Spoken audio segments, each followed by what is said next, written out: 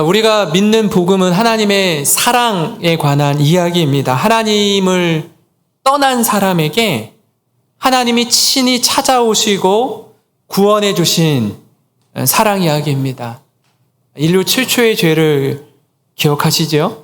아담과 하와가 피조물인 인간이 하나님이 되려고 했던, 인간이 하나님이 되려고 했던 교만함의 죄를 딛고서 오히려 하나님이 친히 인간이 되셔서 우리를 구원하신 사랑 이야기가 복음입니다. 사랑이 없으면 구원은 없습니다. 사랑이 없으면 복음은 없습니다. 그렇게 하나님께서 우리를 사랑하셔서 오늘 우리가 이 자리, 예배자로 서 있는 줄 믿습니다. 저는 이런 하나님이 참 좋습니다. 생명을 살리고 구원하시기 위해서 기꺼이 우리를 위해 생명을 내어주신 그 하나님이 참 좋습니다. 그래서 하나님의 사랑, 하나님의 복음을 전하는 이 자리가 얼마나 감사하고 좋은지 모릅니다. 오늘 말씀도 이런 하나님의 사랑과 긍휼을 입은 사도 바울의 고백을 담고 있어요. 바울은 사실 결혼을 하지 않았기 때문에 그에게 자녀가 없었습니다. 그러나 마음껏 하나님 앞에서 쓰임받았던 선교사의 사명을 감당했죠. 그렇기에 복음을 전하고 교회를 세우고 사람을 양육하고 훈련하는 가운데 여러 동역자들이 있었지만 그 중에서 한 사람, 이 디모데는 자신의 영적인 아들이요, 또 동역자요, 또 끝까지 함께 했던 사람 중에 하나였습니다. 우리가 읽은 이 디모데 전서와 후서 말씀은 앞으로 젊은 목회자로서 교회를 어떻게 하면 건강하게 세워갈지에 대한 고뇌가 묻어있는 사랑이 듬뿍 담긴 목회 서신, 그의 편지였습니다. 근데 그 편지 가운데 바울이 디모데를 워낙에 신뢰하기 때문에 자신의 과거에 어떠했는지, 그런 자신의 초라한 모습 가운데서도 하나님이 그를 어떻게 구원하셨고 이렇게 사명을 감당하는 사도로 세워주셨는지 정직하게 자신의 삶을 오픈해서 나누는 겁니다. 왜 이게 가능할까요? 부끄러운 이야기를 건드려야 하는데, 왜냐하면 하나님께 받은 은혜와 사랑이 너무나 풍성하고 크기 때문입니다. 그래서 내가 받은 은혜가 이렇다.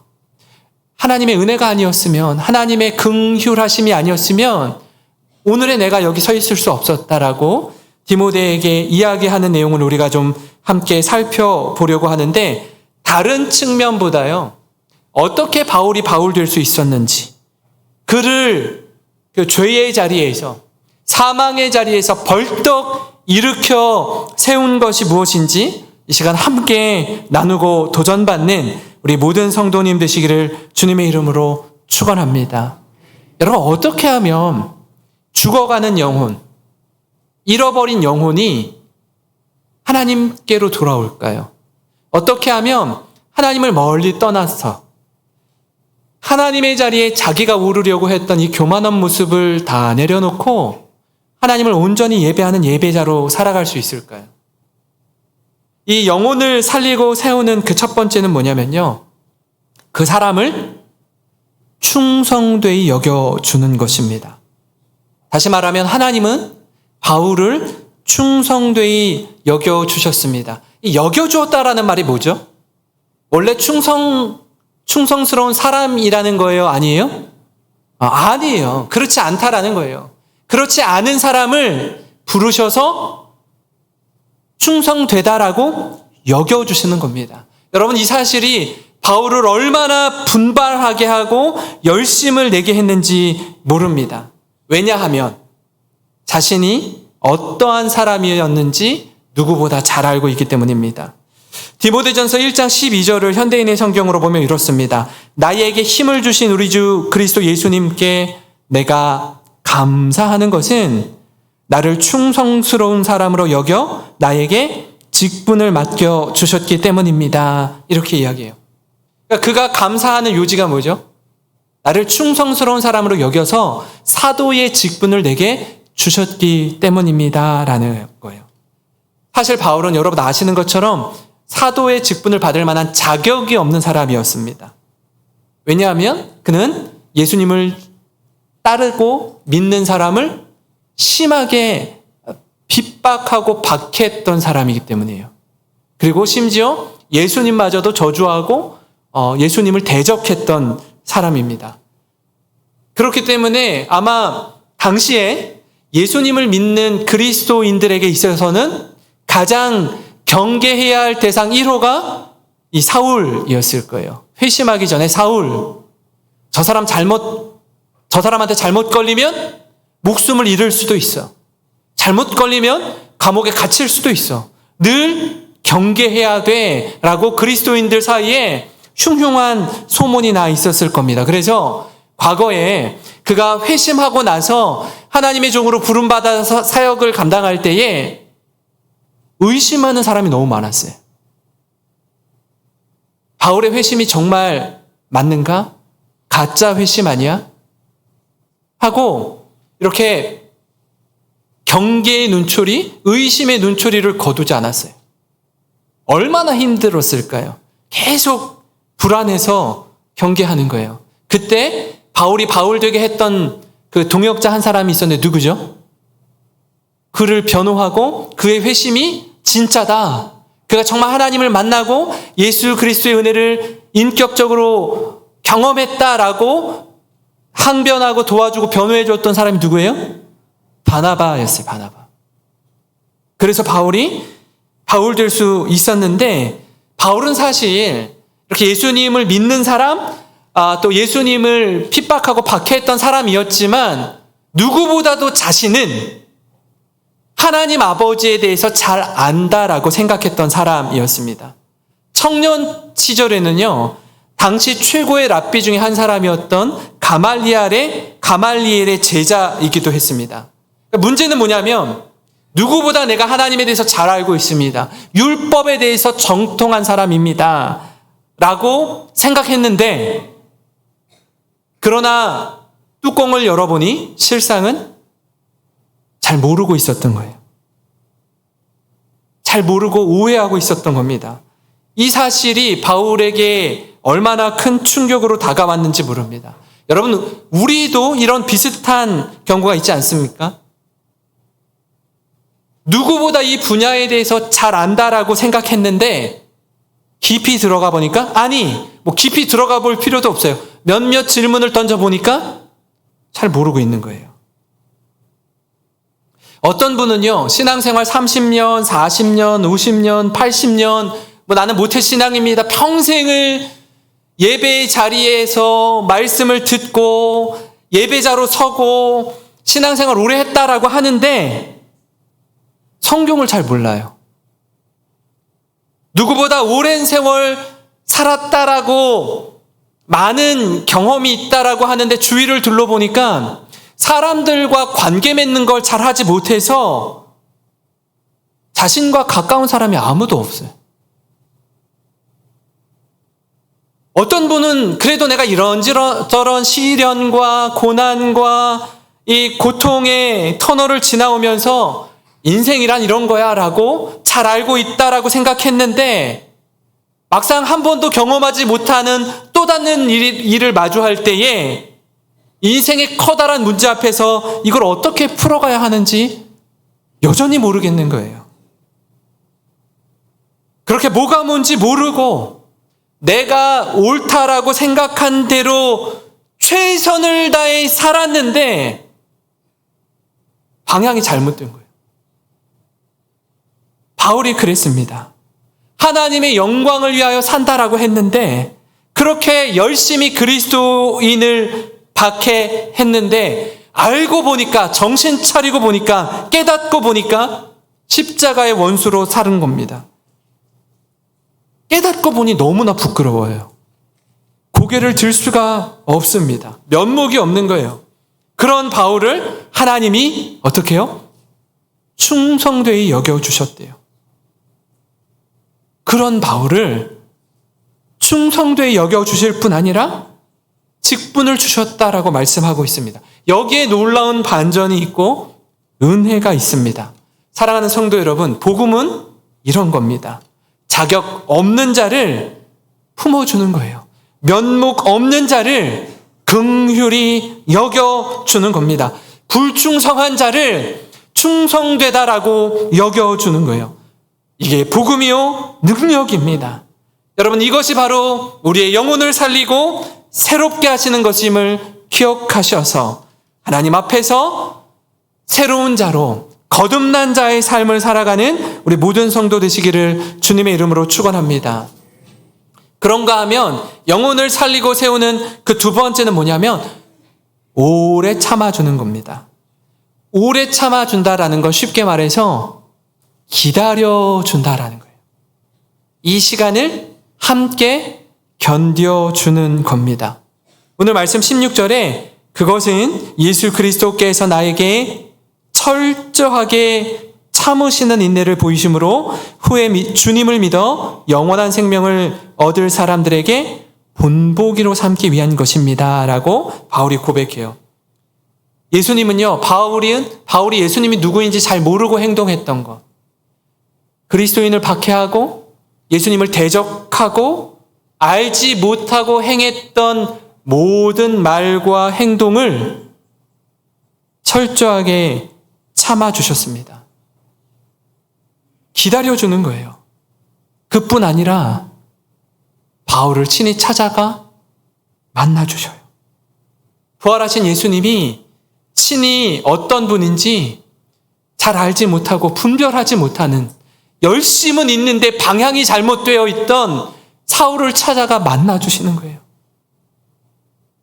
설명해 주는 겁니다. 사울아, 사울아, 왜 네가 나를 박해하느냐? 주여 뉘시오니까 나는 네가 박해하는 예수라. 찾아가서 내가 누구인지 알려주고 친히 찾아가 만나주시는 겁니다. 저는 이런 예수님이 참 좋습니다. 뭐가 뭔지도 잘 모르고 무례히 행동하고 말하는 자에게 친절하게 말씀해 주시는 겁니다. 그리고 이해하도록 설명해 주시는 겁니다. 다시 말하면 우리 예수님은 친절한 분이세요. 우리도 그럴 때 있지 않습니까? 자녀를 양육하다가 보면 때로는 이 고집 부리는 나이가 있더라고요. 땡깡을 부리는 나이 때가 있어요.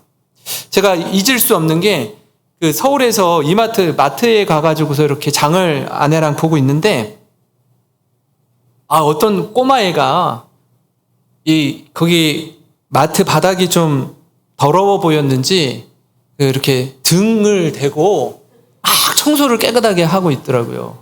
아마 이렇게 앞으로 가슴으로 청소하는 것보다는 등으로 청소하는 게 더 깨끗하게 하지 않을까 싶어가지고 막 울면서 막 소리를 지르면서 막 엄마한테 그 떼를 부리는 거예요. 그래서 되게 보니까 엄마 아빠가 알아듣게 설명도 하고 일어나라고도 하고 좋게 타이르는데도 애가 그 말을 들을까요? 안 들을까요? 들을 것 같으면 청소하고 있지 않죠. 그죠? 네. 듣지 않는 거예요. 내가 원하는 무언가를 아마 사달라고 요구하는 것 같았어요. 계속 고집을 부리는 겁니다. 고집을 부려요. 어릴 때 그럴 수 있죠. 그럴 수 있어요. 근데 이제 좀 어느 정도 말귀도 알아듣고 충분히 이해할 만한 나이가 된 우리 자녀가 이렇게 고집을 부리면 이렇게 막 답답하죠. 얘가 충분히 알아들을 만큼 성장했는데 설명을 해주는데도 불구하고 이러면 이렇게 된다라고 알려줬는데도 불구하고 안 듣는 거예요. 여러분 그렇게 하다가 보면은 부모님도 이제 참다가 욱할 때가 있잖아요. 이제 마지막으로 하는 얘기가 있죠. 그래, 네 맘대로 해. 네 맘대로 해. 우리 자녀들이 그 전까지는 부모님의 말에 귀를 기울이지 않다가 그래, 네 맘대로 해. 그 말은 딱 낚아채는 거예요. 이 말씀이 너무 좋은 거죠. 역시 우리 엄마 아빠는 달라. 내 마음대로 하라고 했으니 나는 내 마음대로 해야지. 청개구리가 그렇잖아요. 어떤 이야기도 듣지 않다가 이 어미가 죽거든 어디에 묻어라? 그 냇가에 옆에 묻어라. 양지 바른 곳에 묻지 말고 냇가에 묻어라. 그러면 양지 바른 곳에 묻을 줄 알고 어머니가 마지막으로 유언을 남긴 건데 다른 말은 다 안 듣는데 뭐만 들어요? 냇가에 그 옆에다가 묻으라는 말만 딱 붙잡고 무덤을 만들어가지고 어떻게 해요? 비가 오는 날마다 깨굴깨굴하고 우는 거 아니요. 그죠? 울어요. 우리 자녀가 그래요. 다른 말은 다 안 듣는데 네 맘대로 해는 철석같이 읽고 하는 거예요. 그렇게 하라고 하는 거예요? 말라고 하는 거예요? 네 맘대로 해. 그러면은 아주 혼날 줄 알아. 이게 말하지 않은 그 뒤에 그거를 그 뉘앙스를 캐치를 못 하는 거예요. 그러면 혼날 줄 알아는 온데간데 없고 네 마음대로 해만 딱 붙잡고 어떻게 하죠? 마음대로 해요. 그럼 어떻게 되죠? 아주 호되게 인생의 쓴맛을 경험합니다. 몸으로 사서 고생을 하면서 뭘 깨닫죠? 왜 우리 부모님이 이토록 나를 말렸는지, 왜 이렇게까지 나를 말렸는지 쓰라린 경험을 통해서 그제서야 깨닫습니다. 아주 값비싼 대가 지불을 통해서 교훈을 얻는 겁니다. 사랑하는 성도 여러분, 그렇게 답답하고 말 지질이 안 듣는 우리를 찾아오셔서 오래 참고 기다리신 분이 있습니다. 그분이 바로 우리 예수님입니다. 이 예수님이 얼마나 좋은 분인지 모릅니다. 오래 참고 기다려주시는 예수님을 생각할 그때에 우리가 그 예수님을 실망시켜드리지 않았으면 좋겠습니다. 정말 그분의 말씀에 기쁨으로 순종하는 저와 여러분이 되기를 소망합니다. 그래서 그분의 오래 참아주심으로 인해서 우리의 인생이 더욱 빛나고 가치 있고 의미 있는 삶을 살아가는 우리 영생에 속한 모든 성도 되시기를 주님의 이름으로 축원합니다. 마지막으로 우리의 영혼을 살리고 세우는 것은 긍휼, 또 긍휼히 여겨주는 겁니다. 여러분, 오늘 말씀의 제목과도 같은데요. 긍휼히 여겨준다는 말의 좀 더 쉬운 뜻은 불쌍히 여겨주는 거예요. 불쌍히 여겨주는 겁니다. 13절 말씀을 우리 한번 같이 읽어보기 원하는데 같이 읽겠습니다. 시작. 내가 전에는 도리어 긍휼을 입은 것은 내가 믿지 아니할 때에 알지 못하고 행하였음이라. 아멘, 아멘. 바울이 자신의 과거를 고백합니다. 자기가 전에는 비방자요, 박해자요, 폭행자였대요. 여러분, 우리가 누군가에게 괴롭힘을 당할 때가 있어요. 바울과 같은 사람이 예수 믿는 그리스도인들을 비방하고 박해하고 폭행하는 것처럼 우리가 그렇게 괴롭힘을 당하는 자리에 서 있을 때가 있습니다. 그런데 나를 괴롭히는 사람이 아주 특별한 열심을 가지고 우리를 괴롭힌다면 우리가 어떨까요? 굉장히 힘들 겁니다. 아마 잠을 못 이룰 겁니다. 제가 부목사로 부교육자 생활을 20년 하면서도 정말 다양하고 아주 정말 평생에 한번 만나볼까 말까 한 정말 희한한 성도님들을 만나보기도 했지만 담임 목사가 돼서도 그 이상의 것으로 정말 특별하게 하는 오해하고 달려드는 여러 경우들을 경험한 적이 있습니다. 밤이고 낮이고 새벽이고 어마어마한 장문의 카톡으로 입에 담지 못할 욕들을 막 써서 보내는데 나중에는 그거를 묵상하면은 잠이 안 오더라고요. 우울증에 걸릴 것 같더라고요. 마음과 뜻과 힘을 다해서 공격하는 거예요. 와, 바울이 예수님을 대할 때 그랬습니다. 바울이 그리스도인을 대할 때 그랬어요. 그게 하나님을 위해 할 수 있는 최선이요 최고의 가치라 여겼기 때문입니다. 그래서 누구보다 열심을 내어서 예수 믿는 사람을 핍박했습니다. 그런데 그렇게 예수님을 대적하고 그리스도인을 대적하는 그 바울을 불쌍히 여기는 분이 있어요. 누구예요? 예수님이에요. 자신을 대적하고 자신을 믿고 따르는 그리스도인을 핍박하고 박해하는데 예수님은 그 바울을 불쌍히 여기는 거예요. 안타까운 마음으로 바라보는 겁니다.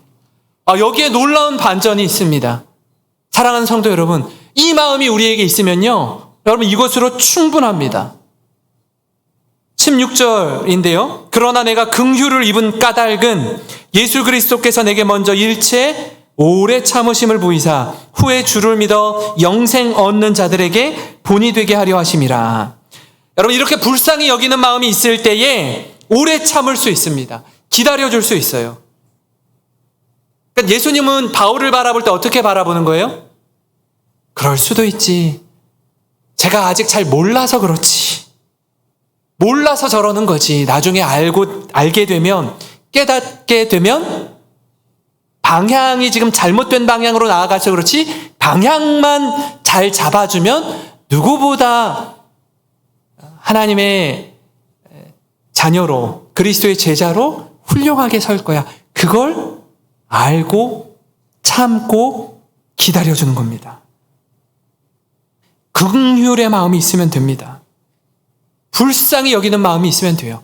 여러분, 부부간에도 서로가 서로를 불쌍히 여기는 마음이 있으면 됩니다. 남편이 아내를 바라보면서 나 같은 남편을 만나서 이렇게 고생하고 수고하고 애써주는 당신이 있어서 고마워요. 남편을 보면서 정말 밖에서 별별 일을 다 당하면서도 불구하고 정말 처자식을 위해서 애쓰고 수고하는 남편을 불쌍히 여기는 마음이 있으면 됩니다. 부모 자녀 간에도 이 마음이 있으면 끝납니다. 성도와 성도들 간에도 이 불쌍히 여기는 마음이 있으면 돼요. 직장 동료 사이에도 이 마음이 있으면 됩니다. 근데 이 불쌍히 여기는 마음이 없어서 으르렁거리고 싸우는 거예요. 서로 옳다고 싸우는 겁니다. 아무리 생각해도 이해가 안 가고 용서가 안 되니까 싸우는 거예요. 그래서 갈라지는 거 아닙니까? 가정도 갈라지고 교회도 갈라지고 회사도 갈라지고 다 갈라지는 거예요. 전에는 그렇게 좋아해서, 여러분 그 연애할 때 그 마음 있잖아요. 막 아침부터 저녁까지 만났는데 내가 집까지 데려다 줄게 하고서 집 앞에 갔는데, 집 앞에 갔더니 이 여자친구도 남자친구도 내가 당신 집까지 데려다 줄게요. 왔다리 갔다리 계속 하다가 이거 이렇게 피곤해서 안 되겠다 해서 결혼하는 거 아니에요. 그죠? 그렇게 해서 결혼했는데 이제는 막 이렇게 잠잘 때 살갗만 닿아도 너무 싫어. 막 그냥 진짜 응? 나는 시원한 게 좋은데 자기는 따뜻한 게 좋다 그러고 막 이 잠을 자는데도 온도도 달라야 돼. 막. 근데 왜 이렇게 리얼하게 얘기를 하지? 전에는 그렇게 사랑했는데 막 이제는 왼수가 따로 없는 거예요. 왼수가. 전에는 보기만 해도 막 그냥 저 사람을 딱 보기만 해도 모든 걱정 근심이 사라졌는데 이제는 꼴도 보기 싫어요. 왜 그렇죠? 왜 그렇게 되죠? 왜? 불쌍히 여기는 마음이 싹 사라졌기 때문에 그래요. 불쌍히 여기는 마음이 있으면 됩니다. 이 마음이 있으면 용납하고 품게 돼요. 바라기는 우리 모두가 서로가 서로에게 긍휼의 마음이 충만하기를 주님의 이름으로 축원합니다. 그렇게 크고 놀라운 은혜와 긍휼을 입은 바울이 이런 고백을 해요. 아주 인격적으로 경험한 아주 생생한 고백인데요. 15절 말씀을 우리 같이 읽겠습니다. 시작. 여기에 모든 사람이 받아들여도 좋은 믿을 만한 말이 있습니다. 그리스도 예수님이 죄인들을 구원하시려고 세상에 오셨다는 것이 바로 그것입니다. 나는 죄인 중에서도 두목입니다. 여러분, 이 바울의 고백은요, 긍휼을 입은 자의 정직한 고백입니다. 내가 사실 과거에 이런 자였습니다. 내가 얼마나 자격이 없는 자인지 죄인 중에 괴수입니다. 죄인 중에 두목입니다. 죄인 중에 죄인이란 얘기잖아요. 얼마나 부끄러운 자인지 잘 알고 있었어요. 그러나 예수님이 그의 인생을 완전히 송두리째 바꾸어 놓으셨습니다. 인생 역전을 경험하게 된 거예요. 그래서 모든 사도보다 더 많이 수고했지만 이건 내가 한 게 아닙니다. 하나님의 크신 은혜에 압도되어서 기쁨으로 자원하는 마음으로 섬길 수 있었습니다. 라고 고백합니다. 이건요, 그냥 입에 발린 말이 아니에요. 진심으로 하는 말입니다. 그런 자가 하나님 앞에서 얼마나 존귀하게 쓰임받았는지 고백하는 것입니다. 바울이 자신의 인생을 회고하면서 나의 나 된 것은 하나님의 은혜로 된 것입니다. 이거는요, 진심이에요. 은혜가 아니면 자기 인생을 해석할 방법이 없거든요. 사랑하는 성도 여러분, 바울이 경험한 이 은혜와 사랑을 우리도 경험하기를 소망합니다. 아니, 이 자리에 계신 분들은 모두 다 이 경험을 한 줄 믿습니다. 과거에는 불충성하던 자였지만 충성되이 여겨서 직분을 받은 거 아니겠습니까? 예수님이 사울을 바라볼 때 제가 지금 뭘 잘 몰라서 그렇지. 그래서 나를 이토록 핍박하고 나를 따르는 그리스도인을 저렇게 욕하고 괴롭히는 거지. 나중에 깨달으면 돌이킬 거야. 나중에 깨달으면 누구보다 귀한 나의 제자가 될 거야. 그렇게 오래 참아주심의 은혜. 서로가 서로를 불쌍히 여겨주는 은혜. 여러분, 그 은혜를 충만히 받은 자가 바로 이 자리에 있는 저와 여러분인 줄 믿습니다. 이 은혜가 우리와 함께하는 이들에게 강같이 흘러 넘치기를 소망합니다. 그래서 우리가 이 학기를 시작하면서 하나님 우리에게 그 서로가 서로를 대할 때 긍휼히 여기는 마음, 불쌍히 여기는 마음. 여러분, 이 마음이 충만해져서 저리 가. 싫어.